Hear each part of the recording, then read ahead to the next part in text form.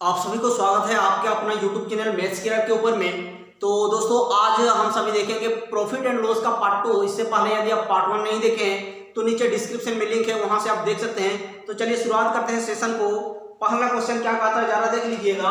पहला क्वेश्चन कहता है कि ए एक साइकिल 20% लाभ पर बी को बेच देता है, बी उसे 25% लाभ पर सी को बेच देता है। यदि सी अपनी ओर से 225 रुपया का भुगतान करता है तो ए के लिए साइकिल का लागत कीमत कितना है। ठीक है, तो जरा देखिए यहाँ पर आपका परसेंटेज के वैल्यू कितना देखे रखा है। तो आप देखेंगे 20%, इसका फ्रैक्शन वैल्यू निकालेंगे तो 1/5, तो आपका 5 था और 1 प्लस करके सेलिंग किया गया तो आप बताएंगे 6 में सेलिंग किया गया। 5 से आपका कितना हुआ, 6 हो गया। उसके बाद जरा देखिए फिर बी उसे 25% लाभ पर सी को बेच देता है, बी उसे 25% लाभ पर सी को बेच देता है। तो जरा इसका भी आप फ्रैक्शन वैल्यू निकाल लीजिए। इसका फ्रैक्शन वैल्यू जब निकालते हैं तो आप कहेंगे 1/4। आप देखिए यहाँ भी प्रॉफिट हुआ है तो आप कहेंगे यहाँ 4 था, 4 में कितना बढ़ोतरी हुआ, 1 बढ़ोतरी अर्थात 5 में इसको सेलिंग किया गया।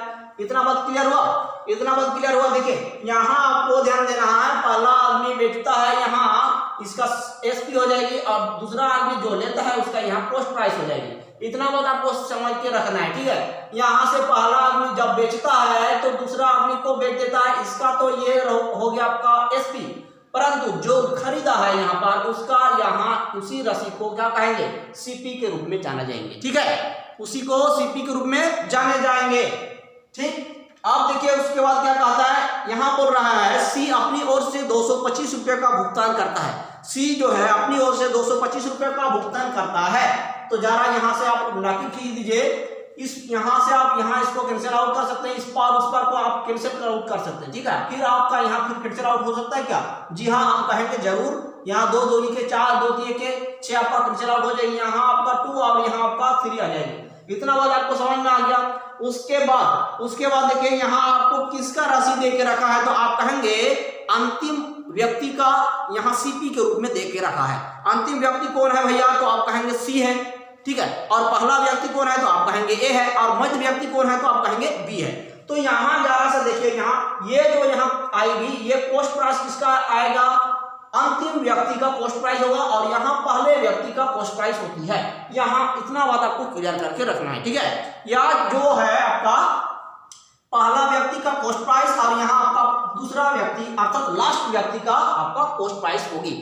तब यहाँ आपको देकर रखा है, देखिए एक्चुअल में सी अपनी ओर से 225 रुपये का भुगतान करता है। तो सी अपनी ओर से कितना रुपये का भुगतान करता है भैया, तो आप कहेंगे 225 रुपया का भुगतान करता है, इतना आप कहेंगे।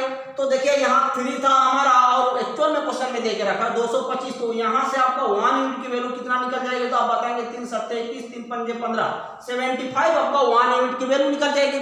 जब 1 यूनिट की वैल्यू निकल गया तो आपको क्या पूछा है क्वेश्चन में, कहता है कि ए के लिए साइकिल का लागत कीमत कितना है। तो ए के लिए साइकिल का लागत कीमत बताइए। तो आप बताइए जरा, यहाँ 2 का कितना हो जाएगा, 2 यूनिट का वैल्यू, तो आप कहेंगे 1 यूनिट की वैल्यू 75, तो 2 यूनिट की वैल्यू आपका 2 5 10 2 7 14 और 1 15 150 रुपया इस सवाल का जवाब होगा आपका ऑप्शन नंबर डी में देके रखी है। तो डी आपका करेक्ट जवाब हो जाएगी। आई होप सभी को समझ में आया होगा। यदि नहीं समझ में आता है तो आप कमेंट सेक्शन में कमेंट करके पूछ सकते हैं। ठीक है, तो चलिए हम लोग नेक्स्ट क्वेश्चन को मूव करते हैं। क्वेश्चन नंबर 2 आप सभी देख सकते हैं। चलिए क्वेश्चन नंबर 2 कहता है कि ए द्वारा 1,50,000 रुपया में एक मकान को 5% लाभ पर बी को बेच देता है। ठीक है, ए ने बी को 5% लाभ पर बेच दिया और बी उसे पुनः ए को 2% हानि पर बेच देता है। तब इस क्रय विक्रय का परिणाम क्या रहा। तो देखिए जरा सा यहाँ आप जरा लिख लीजिए सीपी और इस जगह पर आपका एसपी। ठीक है, यहाँ आपका ए के लिए सीपी और एसपी और यहाँ आपका बी के लिए सीपी और एसपी होगी। इतना बहुत क्लियर हुआ आपको। देखिए कहता क्या है कि इतना रुपया मूल्य है मकान का और 5% लाभ पर बी को बेच देता है ए के द्वारा। तो 5% का फ्रैक्शन वैल्यू बताइए जरा साहब। तो 5% का फ्रैक्शन वैल्यू हो जाएगा आपका 1/20। तो यहाँ आपका ए का कॉस्ट प्राइस 20 और कितना इसका प्रॉफिट हुआ, तो आप कहेंगे 1 का प्रॉफिट हुआ। 1 का प्रॉफिट हुआ तो कितना में सेलिंग किया गया, 21 में सेलिंग किया गया। अब जरा से यहाँ पर आपको समझना होगा कि यहाँ देखिए ए का कॉस्ट प्राइस 20 है और इसका सेलिंग प्राइस 21 है। किसको बेचा भैया? तो आप कहेंगे बी को बेचा। तो बी के लिए आपका वही रसीद सीपी हो जाएगी। तो आपका यहाँ बी के लिए सीपी कितना हो जाएगी? बी के लिए आपका सीपी यहीं पर आ जाएगी, आपका 21 रुपया आ जाएगी। बी के लिए सीपी हो गई, ठीक है, बी के लिए सीपी हो गया। उसके बाद देखिए आगे पढ़िए क्या कहता है। कहता है कि 2% की हानि होती है फिर जब बी बेचा ए को। बी जब बेचा ए को पुनः तो उसका 2% की लॉस हो जाती है। 2% की लॉस हो जाती है। अर्थात 21 का 2% आप जरा निकाल लीजिए, कितना हो जाएगा? 21 का 2% आप कहेंगे भैया 2 के 2 2 दूनी 4, अर्थात 0.42 आपका यहाँ से घट के आ रही है, माइनस हो जाएगी आपका 0.42। 0.42 आपका 21 से माइनस हो जाएगी। तो आप बताइए जरा यहाँ कितना हो जाएगी? तो यहाँ का हो जाएगी, बताइए जरा, यहाँ इसको सब्सट्रैक्ट करते हैं तो यहाँ आपका 8 हो जाएगी, यहाँ आपका 5 हो जाएगी, यहाँ पर 0 हो जाएगी, तो यहाँ पर यहाँ 2 हो जाएगी। तो यहाँ आपका हो जाएगी 20.58 रुपया में इसको सेलिंग किया गया दोबारा से। ओके, इतना बात आपको क्लियर हुआ? इतना बात आपको क्लियर हुआ? उसके बाद देखिए यहाँ क्या कहता है, ए द्वारा 1,50,000 रुपया में मकान को क्या किया गया है? खरीदा गया है। इसका मूल्य आपको देके रखा है ना, मकान का मूल्य। मकान का मूल्य आपको देके रखा है कितना? 1,50,000 रुपया। तो जरा सा आप देखिए यहाँ पर ए के द्वारा मकान को कितना रुपया में खरीदी गया है? तो आप कहेंगे 20 रुपया में। इसी का वैल्यू आपको देके रखा है कितना? 1,50,000 रुपया आपको देके रखा है। 1,50,000 रुपया आपको देके रखा है। तो यहाँ से आप 1 यूनिट की वैल्यू जरा निकाल लीजिए। तो 1 यूनिट की वैल्यू आप कहेंगे 2 7 14 2 5 10 और 2 0, अर्थात 7,500 रुपया आपका 1 यूनिट की वैल्यू होगी। यही 1 यूनिट की वैल्यू आपका मकसद है कि इसी 1 यूनिट की वैल्यू हमको फाइंड आउट करनी है। यदि हमारा 1 यूनिट की वैल्यू फाइंड आउट हो जाती है तो जिसका आपको निकालने के लिए कहा जाए, जिसका फाइंड आउट करने के लिए कहा जाए, उसके साथ उसको हम क्या करेंगे? मल्टीप्लाई ठोक देंगे। तो जरा यहाँ पर आपको बताइए क्या कहा है। कहता है तब इस क्रय विक्रय पर परिणाम क्या रहा? तो परिणाम क्या रहा जरा देखिए। पहला आपका +1 आया है, दूसरा आपका 0.42 माइनस में चला गया। तो आप जरा यहाँ काउंट करके बता दीजिए +1 और 0.42 में क्या प्रभाव पड़ेगी, आप बताइएगा जरा। तो यहाँ आपका हो जाएगी, यहाँ माइनस हो जाएगी भैया। तो यहाँ बताइए, यहाँ से आपका 8 हो जाएगी और यहाँ से आपका कितना हो जाएगी? यहाँ से आपका 8 हो जाएगी और यहाँ आपका 5 हो जाएगी और यहाँ आपका 0 हो जाएगी और प्लस में आ जाएगी। ठीक है, प्लस में आ जाएगी क्योंकि ये प्लस वाला आपका जो साइन रह जाएगी। तो यहाँ आपका ओवरऑल कितना हो जाएगी? +0.58। इतना आपका प्रॉफिट हो रहा है किसके लिए? ए के लिए। ठीक है, बी को तो नुकसान में चला गया है, तो ए का कितना ज्यादा हो रहा है? 0.58। तो ए को ही हमको इतना बात क्लियर हुआ कि ए को ही यहाँ पर क्या हो रहा? प्रॉफिट हो रहा है। कितना का? 0.58 का। तो 1 यूनिट की वैल्यू आपने कितना निकल के आया है? 7,500 रुपया।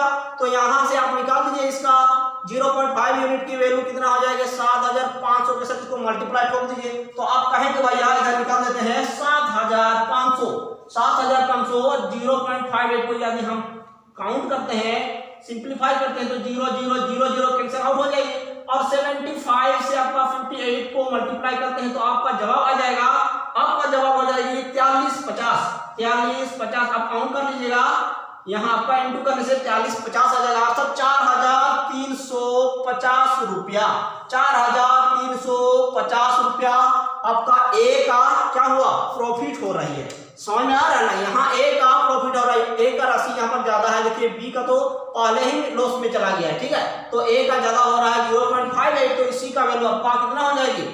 4,350 रुपया ए का प्रॉफिट हो जाएगी। आई होप सभी को समझ में आया होगा। हमने जितना हो सका प्रयास किया आपको समझाने का। तो चलिए नेक्स्ट क्वेश्चन को मूव करते हैं। क्वेश्चन नंबर 3 देख लेते हैं।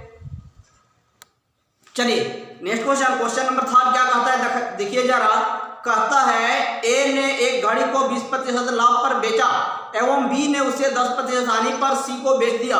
यदि सी ने वह घड़ी 216 रुपया में खरीदा तो ए ने वह घड़ी कितनी रुपये में खरीदी थी? ठीक है, तो पहला क्वेश्चन जैसे था वैसे ही बनेगी यहाँ भी। तो देख सकते हैं यहाँ पर आपका 20% लाभ दे के रखा है। तो 20% का फ्रैक्शन वैल्यू अभी हम लोग काउंट किए थे 1/5। तो यहाँ देखिए जरा सा, यहाँ पर 5 था और 1 प्लस में चला गया था, 1 का प्रॉफिट हुआ। तो आप कहेंगे 6 में इसको सेलिंग किया गया। उसके बाद आपको फिर देके रखा है बी ने उसे 10% हानि पर सी को बेच देता है। बी ने 10% हानि पर सी को बेच देता है, तो इसका जरा आप 10% का फ्रैक्शन वैल्यू निकालिए तो 1/10 हो जाएगी। 1/10 तो 10 आपका कॉस्ट प्राइस, यहाँ से आपका 5 × 25 हो जाएगा और यहाँ होती है 27। ठीक है, आपको यहाँ फिर कहा है 216 रुपया सी का कॉस्ट प्राइस है, तो यहाँ आपका अंतिम व्यक्ति का कॉस्ट प्राइस है, इसी का यूनिट आपको देख रहा है, कितना देके रखा है 216 देके रखा है। तो यहाँ से 1 यूनिट की वैल्यू निकाल लीजिए, तो 1 यूनिट की वैल्यू आपका कितना हो जाएगा बताएंगे जरा। 7 × 8 = 56, तो 8 हो जाएगा आपका 1 यूनिट की वैल्यू। तो 1 यूनिट की वैल्यू आपका 8 हो जाएगी, तो आपका 25 यूनिट की वैल्यू कितना हो जाएगा 8 × 5 = 40, 8 × 16 = 20, 200 रुपया आपका ए का कॉस्ट प्राइस होगा। आपको ऑप्शन में दिख रहा होगा, ऑप्शन नंबर ए आपका करेक्ट जवाब होगा। ऑप्शन नंबर ए आपका करेक्ट जवाब होगा। आई होप सभी को समझ में आया होगा। ठीक है, चलिए नेक्स्ट क्वेश्चन पर मूव करते हैं। नेक्स्ट क्वेश्चन देख लीजिएगा जरा। क्वेश्चन नंबर 4 कहता है राम ने श्याम को 5% लाभ पर एक वस्तु बेचा।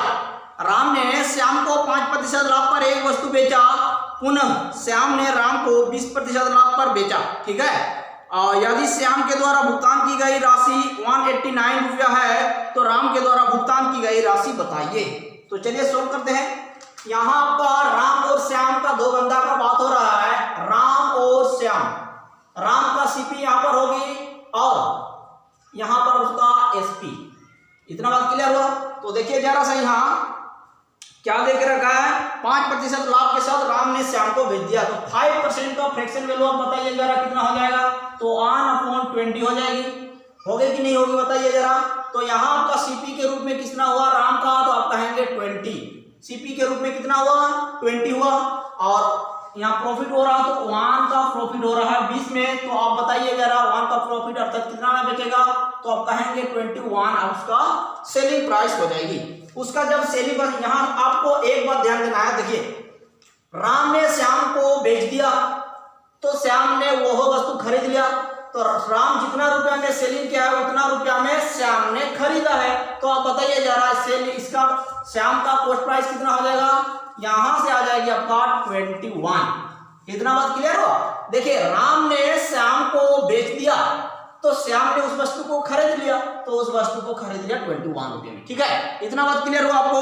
उसके बाद देखिए क्या कहता है, यदि श्याम के द्वारा भुगतान की गई राशि 189 है, श्याम के द्वारा भुगतान की गई 189 है कब? उसके बाद फिर आपको देख रहा पुनः श्याम ने, और बार पढ़ लीजिए, पुनः श्याम ने राम को 20% लाभ पर बेचा।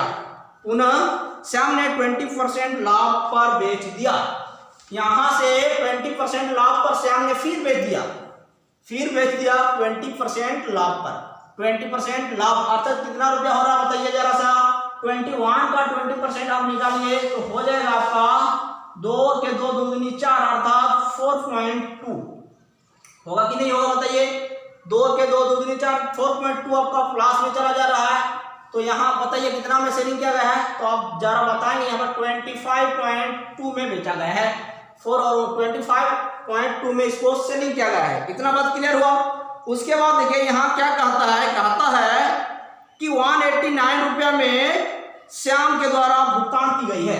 189 जो है श्याम के द्वारा भुगतान की गई है। तो श्याम का यहाँ आपका कितना लगा था 21, तो इसी का यूनिट आपको देखे रखा है 189। इसी का यूनिट आपको 189 देके रखी है। तो आप जरा बताइए यहाँ से 1 यूनिट की वैल्यू कितना होगा, तो आप कहेंगे 9 में 9 1 जा 9 9 2 जा 18।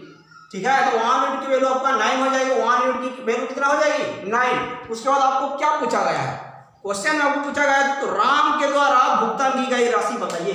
तो राम के द्वारा भुगतान की गई राशि कितना है, तो आप बताएंगे यहाँ पर 20। तो 20 यूनिट का वैल्यू आपका कितना हो जाएगी, तो आप कहेंगे 9 दूनी 18 अर्थात 180 रुपया आपका क्वेश्चन का जवाब होगा। तो क्वेश्चन नंबर 4 का आपका करेक्ट जवाब कितना होगा बताइए जरा सा 180 रुपीज, जो कि आपको ऑप्शन में देकर रखा। ऑप्शन नंबर ए आपका करेक्ट जवाब होगा। ठीक है, आई होप सभी को समझ में आया होगा। चलिए नेक्स्ट क्वेश्चन की ओर मूव किया जाए। नेक्स्ट क्वेश्चन नंबर 5 क्या कहता है जरा सा देख लीजिए। क्वेश्चन नंबर 5 कहता है एक वस्तु का अंकित मूल्य 480 रुपया है। एक वस्तु का अंकित मूल्य 480 रुपया है, उसका विक्रेता उस पर 10% का डिस्काउंट देता है, तब पर भी 8% लाभ प्राप्त करता है। ठीक है, तदनुसार यदि छूट बिल्कुल ना दिया जाए, कहता है यदि छूट बिल्कुल ना दिया जाए तो उसका लाभ प्रतिशत का गणना करें, उसका लाभ प्रतिशत। तो जरा देख लीजिएगा यहाँ पर आपको यहाँ क्या कहता है, 480 रुपया में इसका विक्रय किया गया है। 480 रुपया में क्या किया गया है, अंकित है, सॉरी यहाँ पर अंकित है आपका एमपी आपका कितना है 480 रुपया, 480 रुपया। ठीक है, उसका विक्रेता उस पर 10% का डिस्काउंट देता है, 10% का डिस्काउंट देता है। तो यहां से आपका 10% का डिस्काउंट दिया जाएगा। कितना परसेंट का, 10% का डिस्काउंट दिया जाएगा। तो यहाँ उसका क्या हो जाएगा, सेलिंग हो जाएगी। तो 480 से आपका 10% डिस्काउंट, तो आप बताइएगा जरा कितना हो रहा है। 10% डिस्काउंट का तो आपका 48 रुपये माइनस कर रहा है, डिस्काउंट कर दे रहा है 48 रुपया। तो आप जरा 48 को यहाँ से डिस्काउंट कर दीजिए, तो आप कहेंगे 48 को डिस्काउंट कर दीजिए तो हो जाएगा आपका 432 हो जाएगी। 432 में इसको क्या किया गया है, सेलिंग किया गया है। 432 में इतना बात क्लियर हुआ, 432 में इसको सेलिंग किया गया है। ठीक है, उसके बाद देखिए क्या कहता है, फिर भी वह जो है 8% का लाभ प्राप्त करता है। फिर भी वह क्या करता है, 8% का लाभ प्राप्त करता है। 432 में उसको सेलिंग किया गया, फिर 8% का लाभ प्राप्त करता है। तो जरा यहां से आप बता दीजिएगा 8% का लाभ प्राप्त कर रहा है, कितना में बेचा गया है। तो आप देखेंगे 432 में बेचा गया है, तो 8% लाभ अर्थात 108% आपको दे के रखा है 432 रुपया। ठीक है, यहाँ से सबसे पहले हम लोग पोस्ट प्राइस को निकालेंगे। पोस्ट प्राइस यहाँ गिवन नहीं है। ठीक है, तो पोस्ट प्राइस यदि हम निकालते हैं, देखिए 8% लाभ पर बेचा गया है, तो आपका 108% बराबर 432 हुआ। तो 1 आपका 100% का वैल्यू कितना हो जाएगा, पोस्ट प्राइस। तो यहां से आप देख पा रहे हैं, यहां से आपका कैंसिल आउट हो सकता है, यहाँ 4 से यहाँ आपका कैंसिल आउट हो जाएगी 4 से, तो इसके साथ आपका मल्टीप्लाई हो जाती है। तो यहाँ आपका पोस्ट प्राइस कितना हो जाएगी बताइए जरा सा। पोस्ट प्राइस हो जाएगा आपका 400 रुपया, 400 रुपया पोस्ट प्राइस हो जाएगी आपका। पोस्ट प्राइस 4, यहाँ आपका पोस्ट प्राइस हो गया कितना, 400 रुपया पोस्ट प्राइस हो गया 400 रुपया। ठीक है, उसके बाद आपको कहता है कि एमपी यदि डिस्काउंट नहीं दिया जाए, 1 भी रुपया डिस्काउंट नहीं दिया जाए, तो उसका कितना परसेंट का प्रॉफिट होगा। तो देखिए जरा यदि 10% का डिस्काउंट नहीं दिया जाए तो वो बेचेगा कितना में, 480 रुपये में। तो आपका प्रॉफिट कितना हो जाएगी बताइएगा जरा सा। यहाँ पर आपका 80 का प्रॉफिट हो जाएगी। तो परसेंटेज प्रॉफिट के लिए आपका कितना हो जाएगा, 80 किस पर प्रॉफिट कर रहा है, तो आप देखेंगे सीपी पर। तो सीपी और परसेंटेज के लिए 100 से मल्टीप्लाई कर दीजिए, तो आपका जवाब आ जाएगा 4 दूनी 8, अर्थात 20% आपका क्वेश्चन का जवाब होगा। आपको दे के रखा है ऑप्शन नंबर सी में, ऑप्शन नंबर सी आपका सही जवाब होगा। आई होप सभी को समझ में आया होगा। ठीक है, तो चलिए दोस्तों, आप सभी के लिए 2 प्रश्न होमवर्क के तौर पर दिया जा रहा है। ठीक है, आप देख लीजिएगा।